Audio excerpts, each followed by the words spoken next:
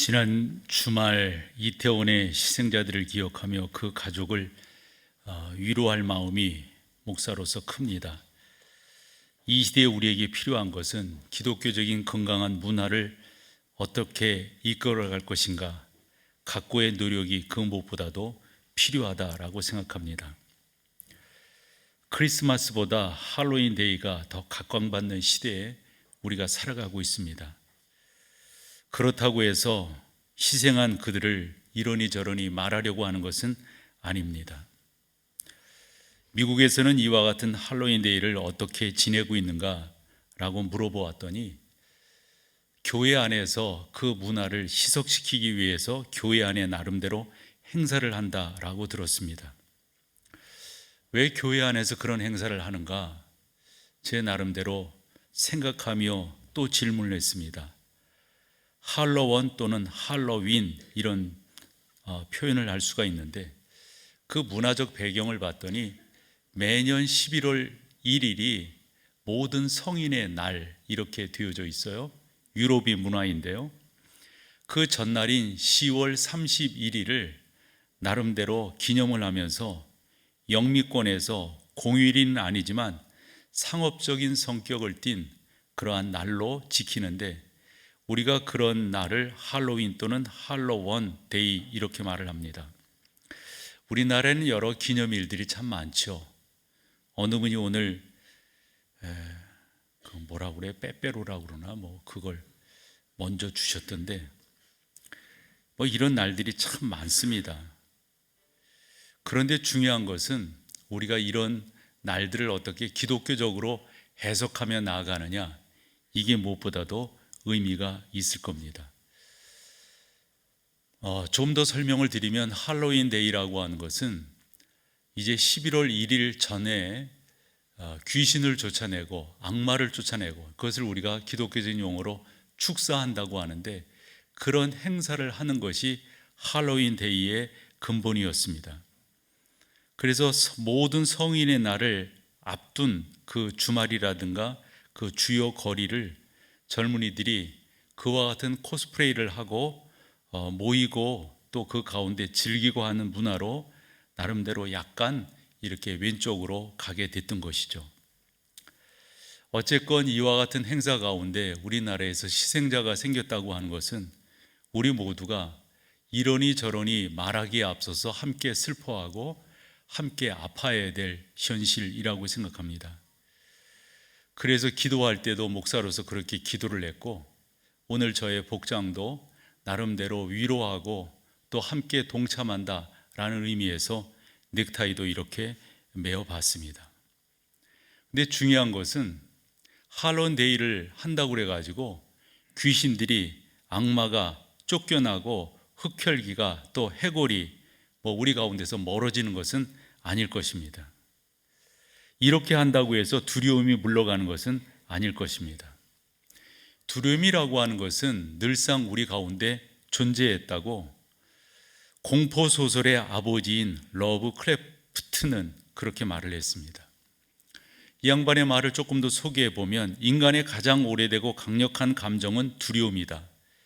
그리고 그중 가장 오래되고 강력한 두려움의 감정은 미지에 대한 두려움이다. 이제 이런 거 있잖아요. 우리는 내일을 모르니까, 미래를 모르니까 해서 불확실성의 시대다 이런 표현을 쓰고 있으니까요.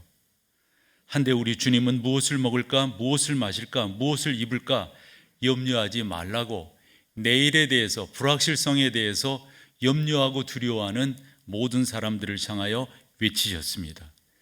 그러며 말씀하시기를 들의 백합화를 보라, 저 하늘에 나는 새를 보라 라고 말씀하셨습니다. 이 보라라고 하는 말에는 생각해 보라 라고 하는 의미가 담겨져 있는 것이죠.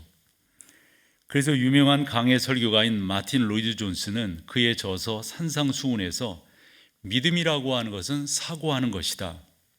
사고하는 믿음이 없이 믿음을 이야기하는 것은 그릇되다 라고 말을 했습니다. 우리가 조금 더 사고해야 되겠어요? 조금 더 상고해야 되겠어요? 믿음이라고 하는 게 뭔가? 그 믿음이 나를 살린다라고 했을 때 우리는 어떻게 살리는 믿음을 가질 수 있는가 말입니다.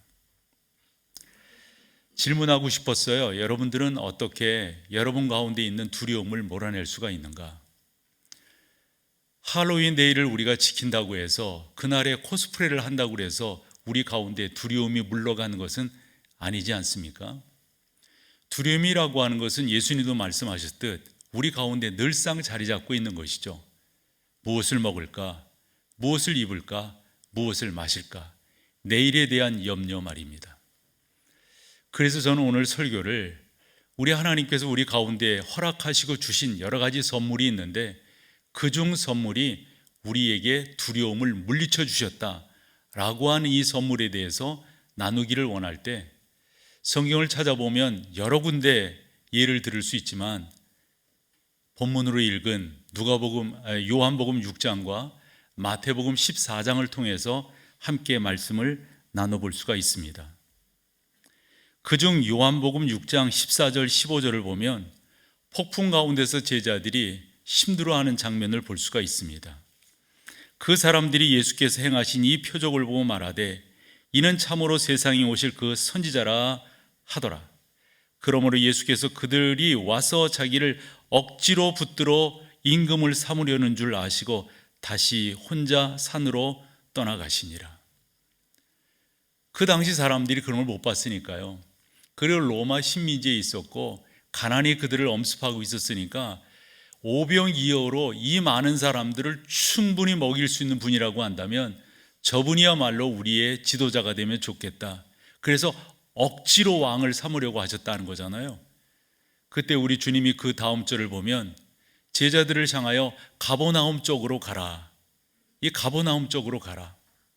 그렇게 명령을 하시고 당신은 여기서 말씀하신 대로 산으로 떠나가시니라 이렇게 말씀하신 것을 볼 수가 있습니다. 여기 떠나가셨다라고 하는 이 말은 그냥 몰래 숨으셨다 이런 의미가 아니고요. 사람들을 피해서 잠적하셨다 이런 의미가 아닙니다. 어느 번역 성경이 번역하기를 예수께서 기도하시기 위해 떠나셨다. 저는 이 표현이 더 적합하다라고 생각합니다. 우리 주님이 이 땅에 오신 것은 이 세상의 왕이 되기 위해서 오신 것이 아니지 않습니까?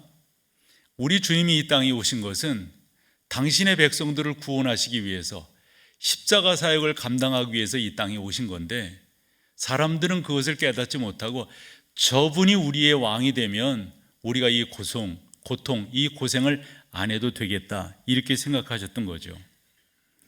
그런데 우리 주님은 그들의 생각을 다 접고 한적한 곳으로 가셔서 하나님과 만나는 만남의 자리를 가지셨다라고 하는 겁니다. 그래서 저는 본론으로 들어가서 첫 번째, 왜 제자들이 불안해하는가? 이분과 함께 하시는데 제자들이 불안해하는 그 이유, 원인은 뭔가 하는 것을 여러분과 먼저 나눠보기를 소망합니다. 요한복음 6장 16절 17절을 보면 저물매 제자들이 바다에 내려가서 배를 타고 바다를 건너 가버나움으로 가는데 이미 어두웠고 예수는 아직 그들에게 오시지 아니하셨다 이렇게 되어져 있습니다. 우리의 질문이 이런 데 있거든요. 예수님의 명령을 받들어서 제자들이 이제 벳세다에서 가버나움 쪽으로 배 타고 가는 거잖아요. 이런 질문인 거죠. 예수님의 명령을 지키고 예수님의 명령을 따르는데 왜 풍랑이 오는 거지? 이런 질문을 하게 됩니다. 우리가 쉽게 생각해 보면 출애굽기 2장에서 이스라엘 백성들이 하나님 우리를 구원해 주세요 이렇게 부르짖을 때 모세를 동원하셔서 하나님께서 이스라엘 백성들을 출애굽시키신다고요. 그 악정에서 그 힘든 가운데서 이 백성들을 구원내신 그것이 목적이 아니라고 하는 것을 알 수 있는 게 그것만이 목적이었다면 가나안 땅으로 그냥 직접 가게 하실 수 있잖아요. 그런데 광야 40년을 지나게 하셨습니다. 여기에 비밀이 있는 거죠. 하나님께서 우리를 도우시고 우리를 인도하시고 우리를 붙드시는 데는 이거예요, 여러분. 훈련입니다. 다르게 표현하면 연단입니다. 우리는 바로 그 과정 속에 있습니다. 신학적 용어를 쓴다면 우리는 지금 성화되어져 가는 거죠. 점점. 그래서 구원의 서정을 시제로 표현해 본다면 우리는 구원 받았어요. 그 다음이 중요합니다. 현재적 시제로 뭐죠? 우리는 구원 받고 있어요. 여러분, 그 말이 좀 어색하지 않아요? 구원 받고 있다. 우리는 구원 받을 거예요. 아직 미래에 완전하게 이루어질 것을 보는 것이죠. 다시금 현재 시제로서 구원 받고 있다. 이게 뭐예요, 여러분? 우리는 연단 받고 있는 거거든요. 우리 훈련 받고 있는 거거든요. 하나님께서 우리를 구원하셔서 당신의 자녀로 삼으셔서 천국 백성이 되게 하시는 것 너무도 귀한 것인데, 그냥 천국 백성이 되게 하시는 것이 아니라 우리를 훈련시키셔서 연단받게 하셔서 당신의 분명한 자녀가 되게 하신다라고 하는 겁니다. 다시금 말씀드리면, 우리 주님의 명령을 받들어서 제자들이 배를 타고 나름대로 명령을 좇아서 지금 떠난 길이었는데 왜 그 길 가운데 어려움이 오는가? 어려움도 보통 어려움이 아니라고 하는 것을 우리가 알게 됩니다. 그런데 여러분, 이 사건을 마태, 마가, 누가, 요한복음이 다 기록을 하고 있는데요, 특별히 다른 마태나 누가나 요한은 이 부분을 강조하지 않는데 마가가 이 부분을 강조해 주고 있습니다. 그게 마가복음 6장 48절인데, 심겹게 노젓는 것을 보시고 밤 사경쯤에 우리 주님께서 그 물 위를 걸어서 제자들에게 오셨다, 이 말씀이에요. 근데 여러분, 여기서 심겹게 노젓는 것이라고 하는 것은 여러분들이 금방 아시잖아요. 바람, 그 풍랑이는 가운데서 제자들이 그것을 이겨내기 위해서, 이 갈릴리 바다에서 그들이 잔뼈가 굵었기 때문에 어떻게 노를 지어 어떻게 돛대를 세워서 가면 될 것인가 알고 있었다고요. 그런데 그게 보통 풍랑이 아니었기에 심겨하고 있었고 죽을 지경이었던 거죠. 그런데 그 과정을 마태도 누가도 요한도 침묵하는데 누구만, 저자 마가만은 이 사실을 이렇게 우리 가운데 소개하고 있다고요. 심겹게 노젓는 것을 뭐 하시고요? 보시고. 저 보시고라고 하는 저 단어가 중요합니다. 헬라어로 에이도라고 하는 단어가 쓰였는데요, 저 에이도라고 하는 단어는 얘들이 어디쯤 가고 있지? 아우, 저기 가고 있구나, 이게 아닙니다. 이 보시고라고 하는 말은 주의를 기울여 관심을 갖고 지속적으로 보고 있었다는 겁니다. 제자들 보고 가버나움으로 가라 이러고 우리 주님은 한적한 곳에 가셔서 하나님 앞에 기도하시는 이런 자세를 취한 것이 아니라, 제자들로 그 명령을 따르게 하시고 제자들이 어떻게 가는가, 그것을 집중적으로 보고 계셨던 주님이시라고 하는 걸 알게 됩니다. 성경 여러 곳을 우리가 이렇게 보면 다 한결같이 우리 주님은 당신의 사랑하는 백성들을 훈련시켜 나가신다고 하는 것을 우리가 빼놓지 않고 볼 수가 있습니다. 그러한 상황에서 이제 베드로가 물 위를 걸어오시는 예수님을 만나고 그 가운데서 물 위를 걷게 되는 그러한 영적인 체험을 하게 됩니다. 계속되는 성경을 좀 읽어볼게요. 요한복음 6장 19절로 20절입니다. 이 성경 같이 한번 읽어보실까요? 시작. 제자들이 노를 저어 10여리쯤 가다가 예수께서 바다 위로 걸어 배에 가까이 오심을 보고 두려워하거늘 이르시되 내니 두려워하지 말라 하신대. 여러분, 여기에서 제자들이 예수님께서 그 호수를 건너서 배 있는 곳으로 가까이 오심을 보고 두려워했다. 왜 두려워했을까요? 두려워한 이유가 어디 있을까요? 우리가 지금 요한복음을 보고 있는데 마태복음과 마가복음에 보면 그들이 두려워한 이유를 물 위로 사람들이 걷는다는 걸 상상할 수가 없잖아요. 본 적도 없고요. 그래서 뭐라고 마태와 마가복음엔 이야기하고 있냐면 유령이라고 생각을 했어요. 저건 귀신이니까 저렇게 걷지, 저건 사람이 아니야, 이래가지고 두려워하고 무서워하고 떨고 있는 거란 말이죠. 그런 가운데 우리 주님이 가까이 오셔서 뭐라고 말씀하세요? 내니 두려워하지 말라. 유명한 강해 설교가인 워런 웨이어스 비는 그런 말을 했어요. 폭풍을 주시는 데는 다 이유가 있다. 근본 가을 집회를 통해서 강사 목사님, 왜 그 가운데 풍랑을 주셨다는 거예요? 풍랑이 아니었다면 그가 그렇게 하나님 앞에 기도할 수 있었을까요?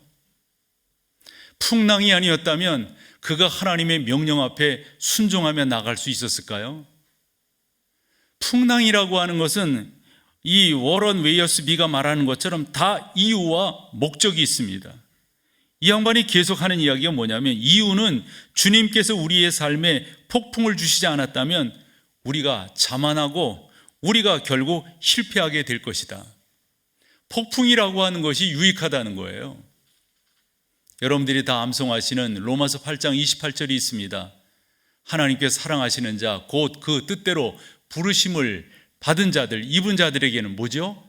모든 것이 합력하여 선을 이룬다.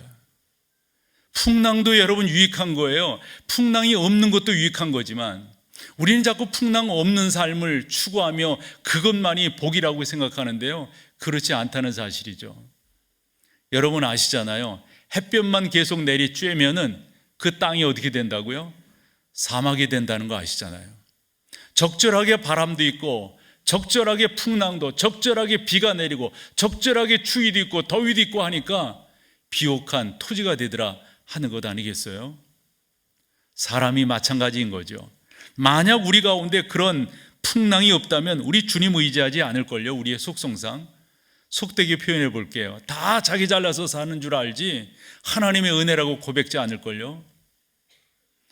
사도 바울이 로마서 15장 10절에서 모든 것이 다 하나님의 은혜라고 고백하는 데는 그 앞에 전제들이 있었잖아요. 자기는 그것만이 귀한 줄로 알았다고 그랬어요. 그런데 주님께서 자기를 만져주심으로 말미암아 아하, 이게 하나님의 은혜로구나 라고 하는 것을 깨달았다, 이렇게 말을 한 것을 보게 됩니다. 연단하신다고 하는 게 참 중요한 겁니다. 그것이 감사입니다. 만약 연단하지 아니셨다면 우리가 지금 이 자리에 있을 수 없단 말이죠. 그런데 제 나름대로 깨닫는 성경의 교훈 중에 하나는, 하나님은 개인 과외를 하시는 분이에요. 개인 맞춤에 우리 하나님 뭐 하나님이신데 이런 표현이 가당치는 않지요. 능하시다고 하는 게 적절하게 개인에게 다 맞추어서 역사하시는 하나님이시라고 하는 걸 우리가 깨닫게 됩니다. 요즘 새벽 시간에 창세기를 읽으니까 창세기서는 50장까지 있는데 그 50장을 양분해 본다면 1장에서 11장, 12장에서 50장 이렇게 되거든요. 앞쪽은 뭐 여러 사람들이 등장합니다. 그런데 12장부터는 4명의 족장이 강조되고 있어요. 첫째는 아브라함입니다. 그리고 그 아들 이삭, 그리고 야곱, 요셉, 이렇게 4명의 족장입니다. 아브라함의 사건은 그가 하나님의 부르심을 받기까지 12장에서 24장까지라고 볼 때, 특별히 22장에서 그의 아들 이삭을 모리아산에 제물로 드리게 되는 그 지경까지 가는 데는 하루아침에 되어진 것이 아닌 거예요. 버난 맥기가 나름대로 의미를 달아서 설명을 했던데요, 아브라함이 22장의 아브라함이 되기까지는 하나님의 그 가운데 역사하셨고, 즉 하나님의 임재를 아브라함이 경험했다, 이렇게 설명을 하면서 성경만 보더라도 하나님이 아브라함에게 몇 번 나타났느냐? 9번 나타났다, 이렇게 설명되어져 있어요. 하나님을 그렇게 경험하지 않았다면 아브라함이 지금 우리가 알고 있는 아브라함이 될 수 있었을까요? 특별히 아브라함이 창세기 13장에서 그 경험하게 된 그 경험은 저는 그의 삶을 나름대로 확 바꿔놓았다라고 저는 생각을 해요. 13장에 12장 말미에서 그가 애굽에 내려가서 그 어려움을 겪은 후 이제 올라오는데, 올라올 때 자기도 그렇고 함께했던 조카 롯도 부자가 돼요. 부자가 돼가지고 올라오면서 나름대로 이렇게 했다가는 서로 다투게 되니 우리 서로 이제 세간을 나누자. 그래가지고 아브라함과 롯이 나누는데, 롯이 바라보고 간 곳은 어디입니까? 그런데요. 그런데 그래서 롯은 나름대로 여호와의 물된 동상 갖고 애굽 땅 것 같았다 그러면서 아브라함은 눈에 보기 좋은 것을 선택하지 아니하셨어요.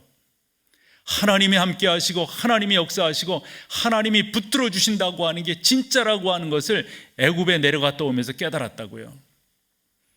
사실 그 후에 13장에서 어떤 일이 벌어집니까? 롯이 거주하는 그 지역에 그돌라오멜이라고 하는 사람이 주축이 된 연합군이 침공을 해가서 모든 걸 다 빼앗아 간다고요. 거기에 롯도 그의 가족도 잡혀가게 된다고요. 아브라함이 하나님 앞에 기도합니다. 하나님 어찌하면 좋겠어요? 그때 쫓아가라. 뭘 가지고 쫓아가요? 그에게 사병이 있었다고 하는데 우리가 생각하는 훈련받은 군인이 아니라고요. 그 사병은 아마 목자들이었을 거예요. 목동들이었을 거예요. 그 270명을 이끌고 쫓아가는 거예요. 그런데 성경은 뭐라고 말씀하고 있냐면 쫓아가서 그돌라오멜의 연합군을 물리쳤대요. 연합군을. 그리고 롯과 그 모든 것들을 구해가지고 돌아오는, 그러면서 멜기세덱을 만나 아브라함이 이렇게 헌신하겠다고, 그 멜기세덱을 우리는 하나님의 현현으로 알고 있지 않습니까? 말인즉슨 아브라함이 그와 같은 과정들을 통해서 창세기 22장 그의 아들 이삭을 모리아산에 제물로 드리는 그 단계까지 가는데, 다 보면 폭풍과 함께하는 그 고난과 그 모든 어려움의 연속이었다고 하는 사실을 우리가 다 알 수가 있습니다. 약속된 것이 늦어질 때 하나님께 속되게 따져요. 왜 하나님 주신다고 한 거 안 주시는 거예요? 하나님이 일부러 안 주시나요? 받을 만하지 않기 때문에, 아직 훈련이 덜 됐기 때문에, 아직 연단이 덜 됐기 때문에. 우리 하나님은 우리를 구원하셔서 당신의 자녀로 삼으셔서 그냥 잘 먹이고 잘 이렇게 해서 천국에 이끌어가는 게 목적이 아니라 이 땅에서 우리를 훈련시키셔서 당신의 자녀 삼으시는 게 목적이라고 하는 것을 성경을 통해서 깨닫게 돼요. 그래서 폭풍이 있는 바다가 제자들에게 허락된 거라고요. 26장에 나오는 이삭을 보더라도 창세기 26장에 이 이삭이, 저는 그렇게 생각해요. 아버지 아브라함에게 너무도 훈련을 잘 받았다라고 생각을 합니다. 그럴 목자들이 와서 빼앗는 거예요. 또 하면 빼앗는 거예요. 근데 여러분, 빼앗기는 게 그냥 양, 소 몇 마리가 아니에요. 생명의 근원입니다. 물이니까요. 물이 없으면 사람도 살지 못하지만 짐승도 못 키우니까요. 그래서 그 물이라고 하는 것은 초지를 또 말하기도 한다고요. 그들이 목축을 하는 사람인데 물과 초지를 빼앗기면 어떻게 해요? 그런데 이삭이 창세기 26장에서 그랄 목자들이 와서 다투면 다투지 아니하고 또 양보하고 또 양보하고 또 양보해요. 저는 아버지에게 배웠으리라고 생각을 해요. 그 아버지는 계속해서 이렇게 살아야 된다, 이분이 바로 우리의 하나님이시다 라고 가르쳐 주었다라고 믿는 이유는 창세기 26장 말미에서 그날 밤 하나님이 이삭을 신방 오세요. 그러시면서 이리 말씀하신다고요. 우리가 생각할 때는 이삭, 너 너무너무 잘했다, 네가 나를 믿고 네 아버지가 그렇게 했던, 너 또한 훈련을 잘 받아서 그랄 목자들과 다투지 아니하고 그렇게 양보했구나, 너 너무 잘했다, 이렇게 말씀하시는 것이 문맥의 흐름상으로 정서상으로 맞습니다. 그런데 웬걸요? 아브라함이 이삭을 찾아오셔서 하시는 말씀이 나는 너의 아버지 아브라함의 하나님이다. 내가 아브라함을 인하여 너에게 복을 주겠다. 거기에 여러 가지 함의가 있다고 봐요. 내가 잘했다라고 하는 칭찬이 있는 반면 이렇게 하게 된 것은 너의 아버지 아브라함이 어떻게 살았는가를 내가 잘 훈련받았기 때문이다 라고 저는 믿어요. 그래서 이삭이 되는 거예요. 야곱도 그냥 하루아침에 야곱이 되는 거 아니잖아요. 창세기 37장에서 베델 사건이 있었고요, 27장에서 베델 사건이 있었고요, 32장에서 약복강 사건이 있었어요. 그것이 없었다면, 그런 연단이 없었다면 야곱이 될 수가 없는 거죠. 그래서 하나님께서 이제 너는 야곱, 발 뒤꿈치를 잡고 나온 자라고 그러지 말고 너는 앞으로 이스라엘이라고 말을 해라. 그래서 그의 이름을 바꾸신다고요. 마지막 요셉입니다.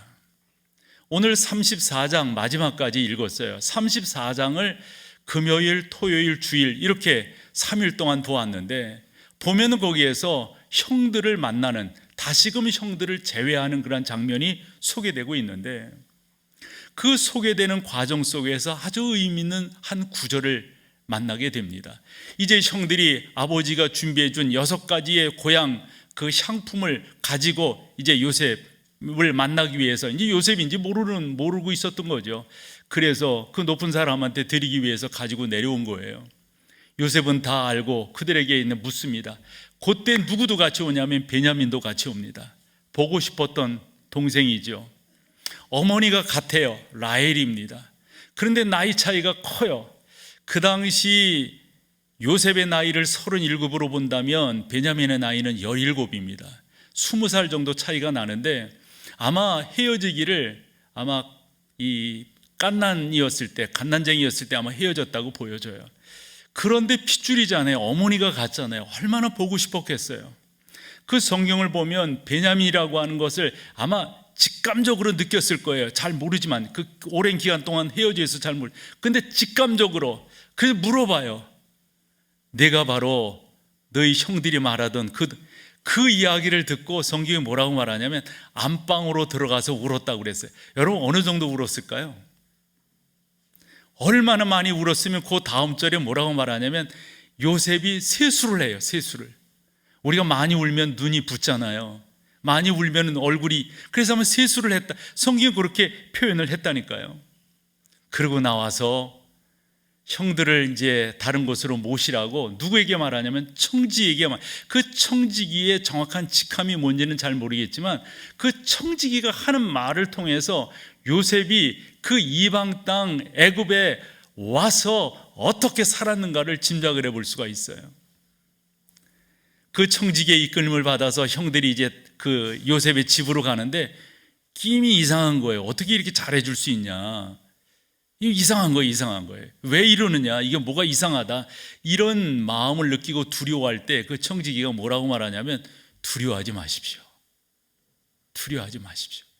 그래서 그 청지기가 하는 말들 하나하나를 보면 요셉이 얼마만큼 자기 함께하는 사람들에게 하나님에 대해서 말씀해 주셨는가를 우리가 짐작을 해볼 수가 있는데 그 중 한 구절을 여러분과 좀 읽었으면 해요. 우리 한번 같이 한번 성경을 읽어보죠. 43장 23절입니다. 같이 읽겠습니다. 그가 이르되 너희는 안심하라 두려워하지 말라.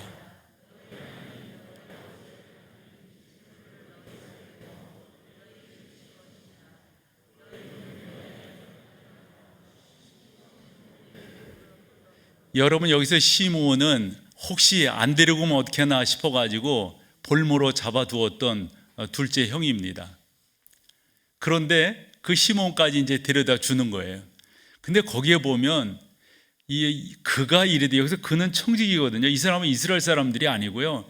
요셉과 함께 했던 얼마나 요셉이 이렇게 말을 했으면 뭐라고요? 너희는 안심하라 두려워하지 말라. 너희 하나님 너희 아버지의 하나님이 이런 표현이 그냥 나올 수 있는 건 아니잖아요.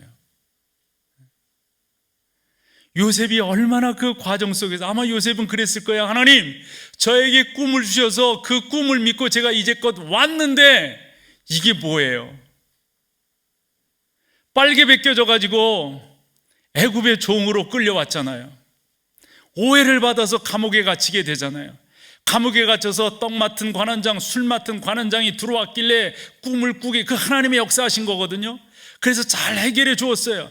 그런데 이 사람들이 까맣게 잊어요. 그 잊은 것조차도 하나님의 은혜라고 하는 사실이죠. 그렇게 해서 바로를 만나게 되고 바로의 꿈을 해결해 주게 되는, 우리는 생각하지 못했던 그 길들을 하나님은 다 계획하시고 그 걸음걸음을 인도하셨다고 하는 사실. 너희는 여호와를 인정하라. 그리하면 네 길을 어찌하시리라? 지도하시리라. 코치해 주신다. 이 말씀이에요. 저는 여러분들이 그렇게 주님의 인도하심을 보며 나가기를 소망합니다.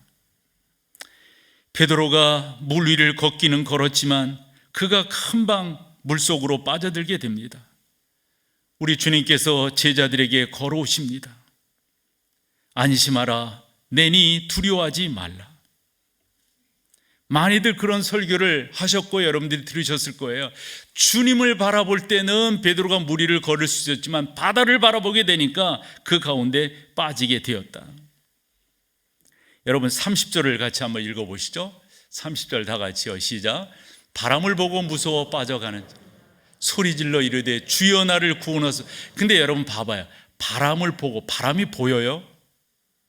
요 보고라고 하는 말이 그래서 사실은 블레포라고 하는 단어가 쓰이는데 그것은 눈으로 본다, 눈으로 봤다 이런 말이 아니라 인지했다는 말이에요. 알아차렸다는 말이에요. 뭐를요? 내가 인간인데 바다 위에 물 위에 떠 있네. 그러면서 그러면서 빠지게 되었다 이런 말입니다. 그때 31절에 우리 주님께서 손을 내밀어 그를 붙잡으시며 이르되 뭐라고요? 믿음이 작은 자여 왜 의심하느냐. 여러분, 우리 주님은 지금도 불안해하고 지금도 무서워하고 지금도 떨고 있는 환경 속에 모르긴 몰라도 우리 모두는 풍랑이는 바다 초입에 있거나 중간에 있거나 아니면 말미에 있는 그러한 상황일 거라고요. 이럴 때 우리 모두는 두려워 떨 수밖에 없어요. 그때 우리 주님이 손 내미시어 하시는 말씀, 내니 두려워하지 말라. 내니 두려워하지 말라. 여러분이 이 주님을 더 힘있게 바라보며 나아가시기를 소망합니다. 설교를 준비하다 보니 이런 글이 있어 소개합니다. 무엇을 따르느냐에 따라 인생이 좌우된다. 파리를 따라가면 화장실로 가게 되고, 벌을 따라가면 꽃을 구경하게 되고, 도둑을 따라가면 담을 넘게 되고, 참스승을 따라가면 지혜의 집을 찾게 되고, 철학을 따라가면 물음표의 세계에 다다르고, 성경을 따라가면 진리의 세계에 이르게 된다.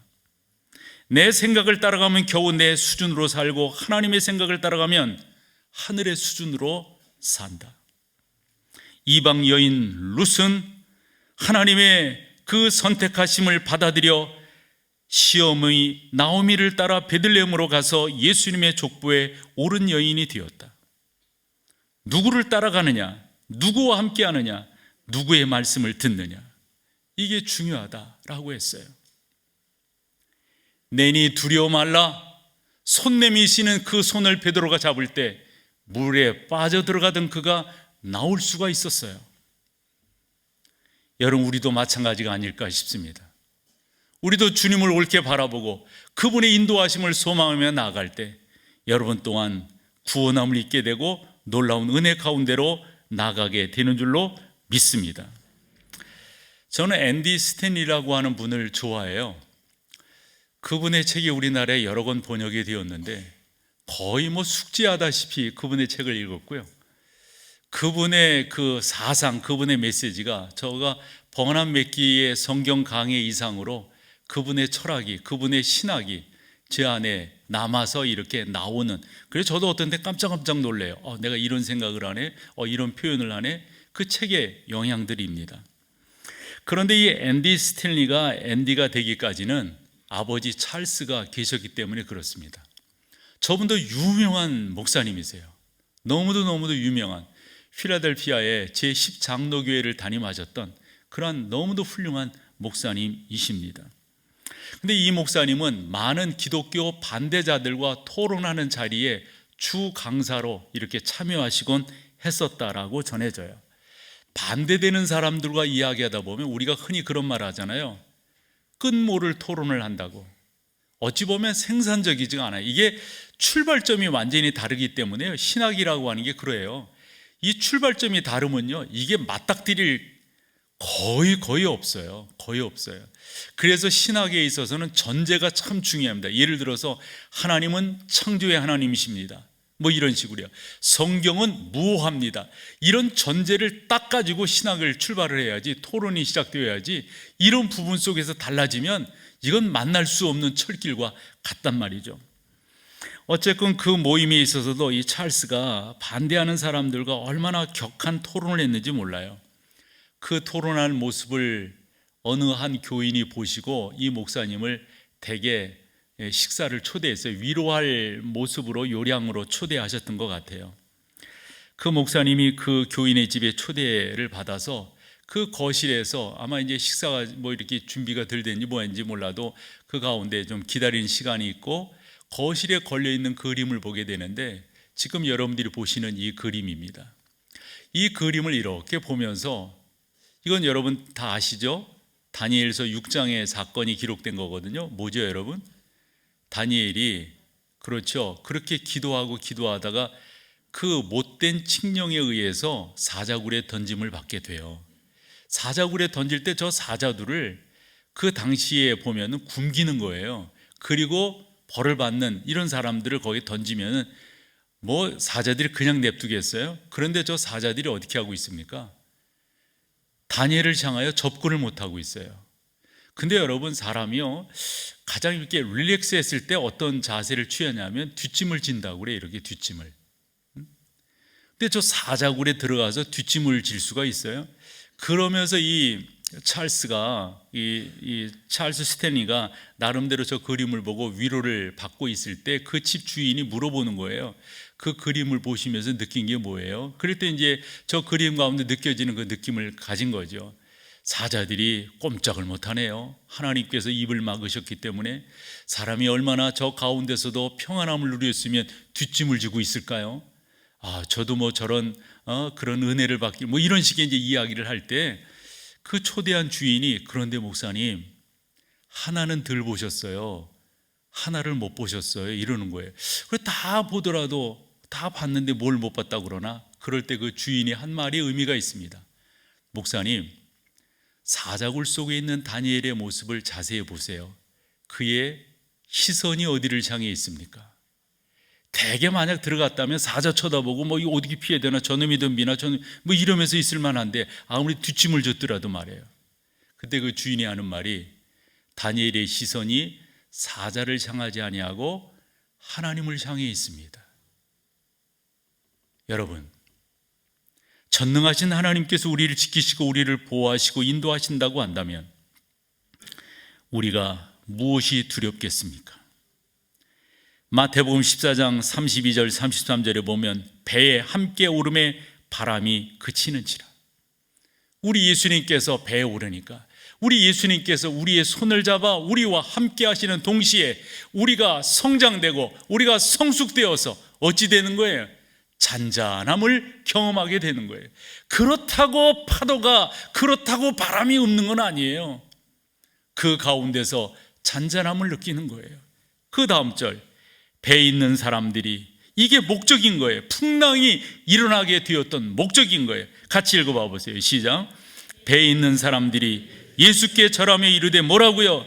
진실로 하나님의 아들이도소이다 하더라. 사랑하는 여러분, 이것만큼 귀한 것이 없습니다. 소망합니다. 두려움이라고 하는 게 그저 그런 행사한다고, 그런 어떤 시즌을 맞이한다고, 그런 모습을 취한다고, 그런 퍼포먼스를 행한다고 두려움이 없어지는 것은 아닐 것입니다. 우리가 분명 믿기로 두려움은 예수 그리스도를 만날 때, 예수 그리스도가 내 손을 잡아줄 때, 예수 그리스도께서 나와 우리와 우리 삶 속에 역사하실 때 두려움은 물러가게 되는 줄로 믿습니다. 사랑하는 여러분들이 그 가운데 나가기를 원합니다. 저는 요즘 기도할 때 이 성경 말씀이 자꾸 떠올라요. 믿음의 주요 또 온전케 하시는 이 예수를 바라보자. 히브리서 12장 2절에 있는 말씀이에요. 근데 1절부터 보면은 이러므로 우리에게 구름같이 둘러싼, 그게 이제 그 앞에 11장을 말하는 거거든요. 11장에 등장한 그 믿음의 영웅들을 말하는 거예요. 둘러싼 허다한 증인들이 있으니 모든 무거운 것과 나를 얽매이고 있는 죄성, 이런 것들, 또 그런 모든 것들을 벗어버리고 인내로서 우리 앞에 당한 경주를 경주하며 믿음의 주요 또 온전케 하시는 이인 예수를 뭐 하자고요? 바라보자고요. 히브리서는 13장으로 구성되어져 있는데 저는 두 구절이 히브리서의 핵심 강조점이다라고 믿어요. 하나는 3장 1절, 그 다음에 히브리서 12장 2절입니다. 3장 1절은 뭐라고 말하냐면 예수 그리스도를 깊이 생각하라. 12장 2절은 믿음의 주요 또 온전케 하시는 이인 예수를 여러분 바라봐야 됩니다. 이럴 때 여러분 가운데 두려움은 물러가게 될 줄로 믿습니다. 하나님의 놀라운 은혜를 경험하게 되시는 여러분들이신 줄로 믿습니다. 자리에 일어서셔서 찬양으로 우리가 고백하며 나아갈 때 주의 은혜가 함께할 줄로 믿습니다. 함께 우리 찬양하십니다.